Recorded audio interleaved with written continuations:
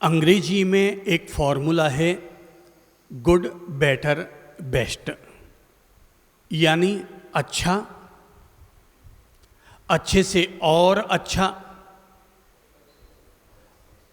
और उन अच्छों से भी और अच्छा। इसे हम यूं कह सकते हैं कि अच्छा, उत्तम और सर्वोत्तम। आमतौर पर हर आदमी दूसरों से यही अपेक्षा रखता है कि उसके साथ उत्तम से उत्तम, अच्छे से अच्छा और सर्वोत्तम व्यवहार बर्ताव किया जाए। खास तौर पर जब कोई एक दामाद अपने ससुराल जाता है तो यह अपेक्षा और बढ़ जाती है कि उसके साथ कैसा व्यवहार हो, उत्तम से उत्तम। ऐसे ही जब कोई बहू अपने ससुराल जाती है तो वहाँ पर भी ये अपेक्षा बढ़ जाती है कि मेरे साथ वहाँ पर कैसा व्यवहार हो, अच्छा, उत्तम या सर्वोत्तम। हाँ, उसकी ये अपेक्षा बन जाती है कि मेरे साथ अच्छे से अच्छा, उत्तम से भी उत्तम और सर्वोत्तम मेरे साथ व्यवहार और बर्ताव हो। हमारे सामने प्रश्न ये उठता है कि हम सभी लोग ये तो अपेक्षा रखते हैं कि मेरे साथ अच्छा, उत्तम और सर्वोत्तम व्यवहार हो, आचरण हो। अब वो अच्छा आएगा कहाँ से, उत्तम आएगा कहाँ से, वो सर्वोत्तम व्यवहार हमें मिलेगा कैसे? वो हमें तब मिलेगा जब हम हमारी ओर से उनको अच्छा, उत्तम और सर्वोत्तम जब हम व्यवहार देंगे तो हमारे पास वापस वैसा ही सर्वोत्तम लौटकर आएगा। इंसान की समझदारी इसी में है कि वह अपनी ओर से हमेशा सर्वोत्तम देने का प्रयास करे, क्योंकि हर आदमी अपने लिए दूसरों के द्वारा हमेशा सर्वोत्तम चाहता है। जैसा कि हम और आप सभी लोग जानते हैं कि दुनिया तो एक दर्पण है, जैसा हम होते हैं वापस हमें वैसा ही प्रतिबिंब दिखाई देता है। बचपन में सुनी हुई वो घटना आप सब लोगों को याद दिलाऊंगा कि एक शहर में एक अजनबी पहुंचता है और शहर के प्रवेश द्वार पर ही उसे एक बुढ़िया अम्मा मिलती है। वो उस बुढ़िया अम्मा से कहता है कि दादी माँ, दादी, ये शहर कैसा है? तो दादी अम्मा कहती है, पहले ये बताओ कि तुम जिस शहर से आए हो कि वो शहर कैसा है? उस अजनबी ने कहा कि वो शहर तो एकदम गंदा, बुरा, खुदगर्ज, किसी के भी काम ना आने वाला, इसीलिए तो मैं उसे छोड़कर यहां आया हूं। ये शहर कैसा है? दादी अम्मा ने कहा, ये शहर भी बिल्कुल लगभग वैसा ही है जैसा कि तेरा शहर रहा है। वो तब तो यहां क्या रहना, और ये कहते वो दूसरे शहर के लिए निकल जाता है। तभी थोड़ी देर के बाद में एक और अजनबी आता है उसी शहर के प्रवेश द्वार पर आकर, और उसी बुढ़िया अम्मा से पूछता है, दादी अम्मा, दादी अम्मा। बोले, आओ बेटा, तुम्हारा इस शहर में स्वागत है। बोले, स्वागत तो है, पर पहले दादी अम्मा, तुम बुजुर्ग महिला हो, जरा ये बताओ कि ये शहर कैसा है? दादी अम्मा ने वापस वही प्रश्न दोहराया कि भाई, तुम जिस शहर से आए हो वो शहर कैसा है? बोले, वो शहर जहां से मैं आया हूं बहुत अच्छा है, बड़ा दोस्ताना संबंध रखने वाला शहर रहा है, सब एक दूसरे के साथ हिल मिलजुल कर रहते हैं, वहां के लोग बड़े मिलनसार हैं और एक दूसरे के सुख दुख में बड़े काम आते हैं। दादी अम्मा, ये शहर कैसा है? बूढ़ी अम्मा ने कहा, ये शहर भी बिल्कुल वैसा ही है जिस शहर से तुम आए हो। वो व्यक्ति उस शहर की तरफ निकल जाता है अंदर, लेकिन दादी अम्मा का पोता बगल में बैठा होता है, वो उन दोनों अजनबियों की बातें सुनता है, दादी अम्मा के जवाब सुनता है और दादी अम्मा से पूछता है कि दादी माँ आपने अपने इसी शहर के लिए एक को कहा कि हमारा शहर बिल्कुल वैसा है जैसा तेरा शहर खराब है, और दूसरे अजनबी से आपने कहा कि हमारा शहर उतना ही अच्छा है जितना कि तुम्हारा शहर रहा है। तो दादी अम्मा, आपने एक ही शहर के लिए दो बातें कैसे कह दी? दादी अम्मा ने मुस्कुराकर कहा, बेटा, जो आदमी जैसा होता है वो लोगों के साथ वैसा ही व्यवहार और बर्ताव करता है, और जो आदमी जैसा व्यवहार और बर्ताव करता है उसे भी वापस वैसा ही व्यवहार और बर्ताव देखने को मिलता है। हम अगर प्यार देंगे तो प्यार लौट कर आएगा, और समझदारी देंगे तो वापस समझदारी लौट कर आएगी। इंसान की समझदारी इसी में है कि वो अपनी ओर से हमेशा दूसरों को सर्वोत्तम दे, ताकि उसके पास हमेशा सर्वोत्तम लौट करके आए। प्रकृति का नियम है कि सत्य के बदले में सत्य लौटता है और सत्यानाश के बदले में सत्यानाश लौटता है। ये जगत तो हमारी एक प्रतिध्वनि है, जैसा हम बोलेंगे हमारे पास वैसा ही लौट कर आएगा। कुएं में मुंह डालेंगे और बोलेंगे हो तो लौट कर आएगा हो, बोलेंगे हाँ लौट कर आएगा हाँ। जगत भी एक प्रतिध्वनि है। लाइफ इज एन इको, जीवन एक अनुगूंज है। अगर हम चाहते हैं कि हमारे लिए सर्वोत्तम आए तो हमें अपनी ओर से सर्वोत्तम देना होगा। यह मत सोचो कि जिसके पास जो होता है वह वही देता है, बल्कि इंसान की समझदारी इसी में है कि जो तुम्हारे पास है तुम वह मत दो, बल्कि जो तुम्हारे पास सर्वोत्तम है वही अपनी ओर से दूसरों को दो। जगत तो, ये संसार, ये लोग हमारे लिए दर्पण की तरह हैं, आईने की तरह हैं, और आईने के सामने जब हम जाते हैं तो आईना हमें वही दिखाता है जो हम होते हैं।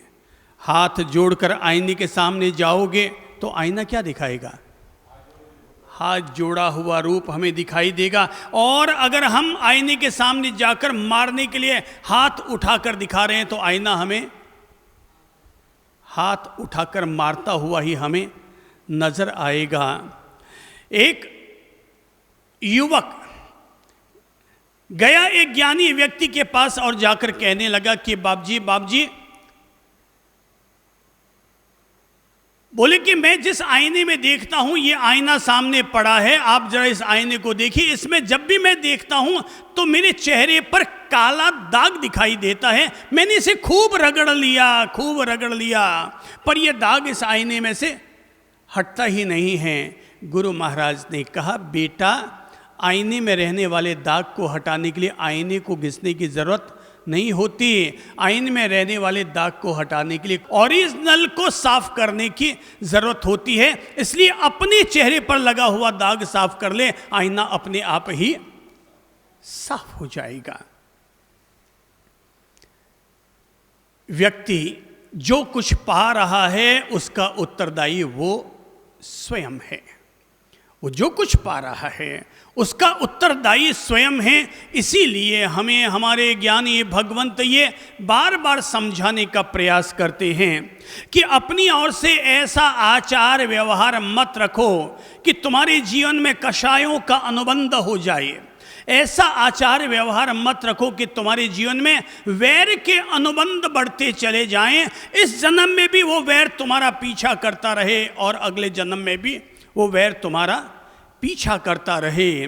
महावीर प्रभु ने पूर्व जन्म में किसी के कान में खौलता हुआ शीशा डाला, वो वैर उनका पीछा करता रहा, वो कषाय उनका पीछा करता रहा और आखिर उनके कान में कीले ठोके गए। हर आदमी के द्वारा बांधे गए अनुबंध हर आदमी का पीछा करते हैं। इसलिए इंसान विद्वान होना अलग है, MBA LLB इंजीनियर होना अलग है, और समझदार होना अलग है। MA करने से आदमी MAN भी हो जाए ये कोई ज़रूरी नहीं होता।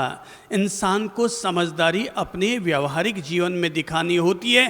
कई लोग पढ़े लिखे होकर भी बुद्धू साबित हो जाते हैं, और कई लोग कॉलेज का मुंह न देखने के बावजूद बड़ी समझदारी की बातें कर लिया करते हैं। समझदारी स्कूल जाने से कम और जीवन में लगने वाली ठोकरों से ज़्यादा मिलती है। इसलिए हमें हमारे ज्ञानी जनों ने बहुत गहराई तक समझाने का प्रयास किया। हमेशा ऐसा अपनी ओर से दो जो तुम्हारे पास सर्वोत्तम है। हमारे प्रवचनों में ही सही, पर कभी ये बात आप लोगों ने सुनी होगी कि कोई संत नदी में स्नान कर रहा था, इतने में ही बहता हुआ बिच्छू आया। संत को उस पर दया आई, करुणा आई, और संत ने अपना हाथ आगे बढ़ाया, और जैसे ही संत ने अपना हाथ आगे बढ़ाया कि बिच्छू ने डंक मारा, वो फिर पानी में डूबने लगा। संत ने फिर दोबारा हाथ बढ़ाया और उसने फिर डंक मारा। संत ने तीसरी बार फिर वही दया, वही करुणा दिखाते हुए फिर अपना हाथ आगे बढ़ाया, और इस बार फिर उसने डंक मारा। बगल में खड़े हुए एक दूसरे अजनबी व्यक्ति ने कहा कि महाशय, ये आप क्या कर रहे हैं? आप बिच्छू को बार बार बचाने में लगे हुए हैं, और एक ये शैतान ऐसा है कि जो बार बार आपको डंक मार रहा है, छोड़ो ना निकम्मे को। संत ने प्यार से फिर अपना हाथ आगे बढ़ाया और बिच्छू को फिर हाथ में लिया, और नदी के किनारे पड़ी हुई बालू पर बिच्छू को रख दिया। इस बार वो बिच्छू को बचाने में तो सफल हुए, पर उस अजनबी को जीवन का बोध दिया, और जीवन का बोध ये दिया कि भाई, बिच्छू का स्वभाव है डंक मारना, सो ये डंक मारेगा। मैं हूं संत और मेरा स्वभाव है दूसरों पर दया और करुणा समर्पित करना। इसने अपने स्वभाव के अनुसार कर्म किया और मैंने अपने स्वभाव के अनुसार कर्म किया। जो व्यक्ति यहां पर दूसरों को डंक मारने का काम करेगा, समझ लो वो आदमी अभी भी बिच्छू है। पर जो व्यक्ति अपनी ओर से दूसरे के प्रति दया और करुणा दिखाता है, समझ लो वो आदमी भले ही गृहस्थ में होगा फिर भी वो संत है। तो मूल्यांकन करने की एक बात है। हम लोगों को ऐसे स्वभाव का मालिक बनना चाहिए जो स्वभाव सज्जन व्यक्ति का स्वभाव कहलाए, जो स्वभाव एक संत व्यक्ति का स्वभाव कहलाए। एक ऐसा स्वभाव जो औरों के प्रति हमेशा सर्वोत्तम देने का भाव रखे। तो हमें अपनी ओर से दूसरों को क्या देना चाहिए? गुड, बेटर या बेस्ट हैं? सर्वोत्तम। सर्वोत्तम क्यों देना चाहिए? हाँ, हमने एक लाइन को अंडरलाइन किया है कि हमें गुड, बेटर, बेस्ट तीनों में से क्या देना चाहिए। तो आप लोगों ने कहा सर्वोत्तम, बेस्ट से बेस्ट। ये हम इसलिए देना चाह रहे हैं क्योंकि हम भी वापस वैसा का वैसा बेस्ट, सर्वोत्तम हम भी वापस वैसा ही पा सकें। ऐसा पाने का रास्ता है, और ऐसा पाने के लिए हम में से हर किसी व्यक्ति को अपने स्वभाव को सुंदर बनाना होगा, अपने स्वभाव को अमीर बनाना होगा, अपने स्वभाव को समृद्ध बनाना होगा। अगर हम हमारे स्वभाव को ठीक कर रहे हैं तो आप ऐसा समझो आप अपनी आत्मदशा को ठीक कर रहे हैं। क्योंकि वत्थु सहाओ धम्मो, वस्तु का जो स्वभाव होता है वही धर्म है। और अगर हम हमारे स्वभाव को गुड, बेटर, बेस्ट की तरफ अगर ले जा रहे हैं तो समझ लो हम हमारी आत्मदशा का उद्धार कर रहे हैं। भाई, जब कोई मंदिर पुराना हो जाए तो हम उसका जीर्णोद्धार करते हैं, तो हमारे स्वभाव का मंदिर भी अगर कमज़ोर हो गया, दुर्बल हो गया, पुराना हो गया, घिस गया, तो हम भी इसका जीर्णोद्धार अवश्य करते हैं। पैसे से अमीर होना या न होना, शायद इसमें इंसान के भाग्य की भूमिका हो सकती है, पर स्वभाव को अमीर बनाना या न बनाना ये स्वयं आदमी पर निर्भर करता है। हाँ, हम लोगों को अमीर होने का रास्ता भी बताते हैं, पर हम लोगों को स्वभाव से भी अमीर होने का मार्ग दिखाते हैं। हम इंसान को अगले जन्म को स्वर्ग बनाने का रास्ता तो दिखाते हैं, पर हम इंसान को अपने वर्तमान जीवन को भी स्वर्ग बनाने का रास्ता दिखाते हैं। अगर आदमी अपने स्वभाव को सुंदर बना ले, समृद्ध बना ले, अमीर बना ले, तो यही धरती पर स्वर्ग है, मेरे आसपास मेरा स्वर्ग है। कभी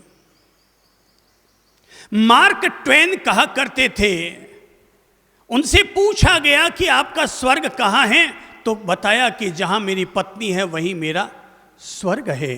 ये बात क्यों आई? ये बात इसलिए आई क्योंकि मार्क ट्वेन की पत्नी का स्वभाव बहुत अच्छा था, वो हमेशा सर्वोत्तम देती थी। इसलिए मार्क ट्वेन कहा करते थे कि मेरा स्वर्ग मेरी पत्नी के पास है। पर टॉलस्टॉय वो यही कहा करते थे, जितना मैं अपनी पत्नी से दूर रहूं मेरे मन में उतनी ही शांति है, क्योंकि पत्नी हमेशा लड़ने झगड़ने का काम करती थी। तो टॉलस्टॉय अपनी पत्नी के पास नरक देखते थे और मार्क ट्वेन अपनी पत्नी के पास स्वर्ग देखते थे। स्वर्ग वहीं मिलता है जहां इंसान ने अपना वातावरण सुंदर और समृद्ध बनाया है, और नरक भी वहीं दिख जाता है जहां इंसान के सामने कलह, झगड़े, अवसाद जैसी बातें देखने को मिलती है, तो वहीं पर नरक होता है। आओ आज हम लोग अपने आप को भीतर से समृद्ध करते हैं, इस तरह समृद्ध करते हैं जिससे हमारे वैर के अनुबंध न बने, कषायों का अनुबंध न हो, और हमारे रिश्तों में भी मधुरता, मिठास घुलनी शुरू हो। तरीका है, और तरीका यह है कि हर व्यक्ति अपने आप को 3 फैक्ट्रियों का मालिक बनाए। कितनी फैक्ट्रियां? 3। जैसे पैसे से अमीर होना है तब भी आदमी को दुकान खोलनी पड़ेगी, शोरूम खोलना पड़ेगा, फैक्ट्री खोलनी पड़ेगी। ऐसे ही आदमी को अपने स्वभाव से अगर अमीर और समृद्ध होना है तो उसे अपने भीतर भी ऐसी ही फैक्ट्रियां खोलनी पड़ेंगी, शोरूम खोलना पड़ेगा, दुकान खोलनी पड़ेगी। 3 फैक्ट्रियां। पहली फैक्ट्री है लव फैक्ट्री, दूसरी फैक्ट्री है शुगर फैक्ट्री, और तीसरी फैक्ट्री है आइस फैक्ट्री। मैंने पहले लव फैक्ट्री जानबूझ के बोला है।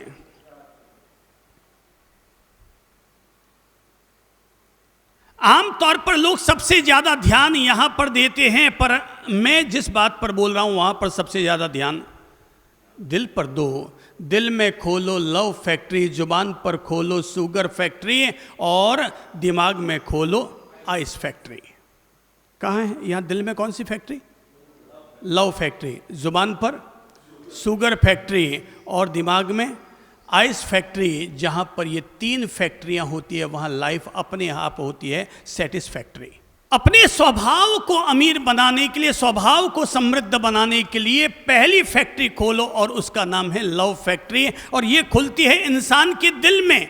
दिल का आकार ही है ठीक इस तरह का, और इस तरह का ये जो आकार है ये हमें दिखा रहा है। लव का मतलब होता है 2 इंसानों के बीच में, 2 समाजों के बीच में, 2 धर्मों के बीच में, 2 देशों के बीच में जुड़ने वाला भाईचारा। इसका नाम है लव, इसका नाम है प्रेम। हमने लव को बांध दिया है। मैंने कभी पढ़ा था कि एक बार किसी ने पूछा था भगवान से कि भगवान धरती पर हम भी प्रेम करते हैं और तुम भी आसमान में प्रेम करते हो, पर तुम्हारे प्रेम में और हमारे प्रेम में फर्क क्या है? भगवान ने आसमान से नीचे दिखाया, देखो तुम्हारे घर में पिंजरे में पंछी कैद है और आसमान में पंछी उड़ रहे हैं। तुम्हारा जो लव है, तुम्हारा जो प्रेम है, वो इंसान को पिंजरे में बंद करता है, और मेरा जो प्रेम है वो आसमान में पंछियों को उन्मुक्त उड़ाने का काम करता है। मेरे प्रेम में और तुम्हारे प्रेम में ये फर्क है। तुमने अपने प्रेम को बंधन बना लिया और मैंने अपने प्रेम को उद्मुक्त कर लिया। इसीलिए बाइबल कहा करती है, love is God, God is love. प्रेम ईश्वर है और ईश्वर स्वयं प्रेम है। बहुत मधुर लाइन है ये, लव इज गॉड। दुनिया ने कभी सोचा भी नहीं होगा कि जब तुम किसी से प्रेम करते हो, किसी को प्रेम देते हो, तो ऐसा करके तुम ईश्वर से प्रेम कर रहे हो, ईश्वर की भक्ति कर रहे हो। हमने प्रेम को तो पाला है, पर साथ ही साथ हमने नफरतों को भी दिल में तवज्जो दे दी। तो भाई फिर क्या होगा?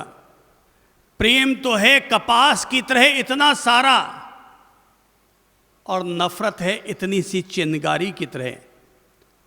परिणाम क्या होगा? हैं? एक चिंगारी पूरे कपास की रुई को पूरा पूरा जलाकर भस्म कर देगी। हमारे हृदय में जब नफरत की आग सुलगती है, तो भीतर में रहने वाला प्रेम का, शांति का कपास जल करके खत्म हो जाता है। हमने नफरतें पाल ली है भाई। धरती पर, जीवन में, समाज में, रिश्तों में, परिवार में नफरतों को नहीं बल्कि प्रेम को जगह दो। नफरतों की आग बुझाओ और मोहब्बतों के दीप जलाओ, मोहब्बत के मंदिर बनाओ, मोहब्बत की मीनारें बनाओ।